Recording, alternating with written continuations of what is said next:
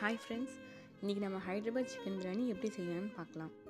ஒரு பாத்திரத்தில் தண்ணியை கொதிக்க வச்சுட்டு 4 பிரியாணி இலை, ஏலக்காய், பச்சை மிளகாய், கிராம்பு, ஸ்டார் பூ, பட்டை, கொஞ்சமாக சால்ட்டு, ஆஃப் லெமன், புதினா, கொத்தமல்லி இதெல்லாம் சேர்த்து நல்லா மிக்ஸ் பண்ணி தண்ணி நல்லா கொதிக்கிற அளவுக்கு வெயிட் பண்ணலாம். நெக்ஸ்ட் கிரேவிக்கு தேவையான அளவுக்கு எண்ணெய், 1 ஸ்பூன் நெய், பிரியாணி இலை. நான் இன்றைக்கி 8 ஆனியன் ஆட் பண்ணியிருக்கேன். ஏன்னா ஹைதராபாத் பிரியாணிக்கு நிறைய ஆனியன் தேவைப்படும். இந்த ஆனியன் எல்லாம் இப்படி ப்ரௌன் கலராக வர வரைக்கும் நல்லா வதக்கி எடுத்துகிட்டு அதை தனியாக ஒரு பிளேட்டில் கொஞ்சமாக எடுத்து வச்சுக்கணும் ஃப்ளேவருக்காக. அது கூட நெக்ஸ்ட் தக்காளி, புதினா, கொத்தமல்லி, பச்சை மிளகாய், இஞ்சி பூண்டு பேஸ்ட்டு, தனி மிளகாய்த்தூள், கொஞ்சமாக சால்ட்டு, நம்ம பிரியாணி மசாலா இருந்தால் அதை போட்டு நல்லா மிக்ஸ் பண்ணிக்கணும்.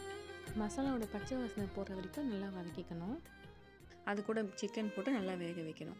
ஹைதராபாத் பிரியாணிக்கு தண்ணி சுத்தமாக சேர்க்கக்கூடாது. கிரேவியில் இது கூட தயிர் கொஞ்சமாக மிக்ஸ் பண்ணிவிட்டு ஆஃப் லெமன் நீங்கள் உங்களுக்கு புளிப்பு பிடிக்கும்னா நீங்கள் அதை மிக்ஸ் பண்ணிக்கலாம்.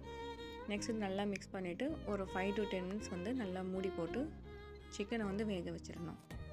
ரைஸும் சிக்கனும் 70% தான் நல்லா குக் ஆகணும். ஃப்ளேவருக்காக கொஞ்சமாக கேஷ்யூ ஆட் பண்ணிவிட்டு இதுமாரி நம்ம குக் பண்ணி வச்ச ரைஸ் 2 லேயராக அப்ளை பண்ணணும்.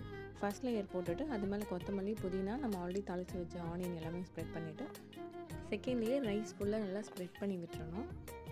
கட்டி எதுவும் இல்லாமல் நல்லா உடச்சி வச்சு ஸ்ப்ரெட் பண்ணிவிட்டு அடியிலேருந்து ஒரு டைம் கிண்டி விட்டுறணும். இந்த மாதிரி தான் கிண்டணும், ஃபுல்லாக ஸ்ப்ரெட் பண்ணக்கூடாது. இப்போ இதுக்கு மேலே கொத்தமல்லி, புதினா, நம்ம ஆல்ரெடி தாளித்து வச்சுருக்க ஆனியன் இது எல்லாமே போட்டு நல்லா டெக்கரேஷன் பண்ணி விட்டுறணும். கொஞ்சமாக நெய், அப்படி இல்லைனா ஏதாவது நீங்கள் கலர் பவுடர், எல்லோ கலரோ இல்லை ஆரஞ்சு கலரோ மேலே நீங்கள் ஒரு தண்ணியில் மிக்ஸ் பண்ணிவிட்டு நல்லா ஸ்ப்ரெட் பண்ணி விட்டுட்டு இது நம்ம தம் போட்டுடணும். தம் போட்டுட்டு ஒரு 10 minutes கழித்து நம்ம எடுத்து பார்த்தோம்னா ஹைதராபாத் பிரியாணி ரெடி.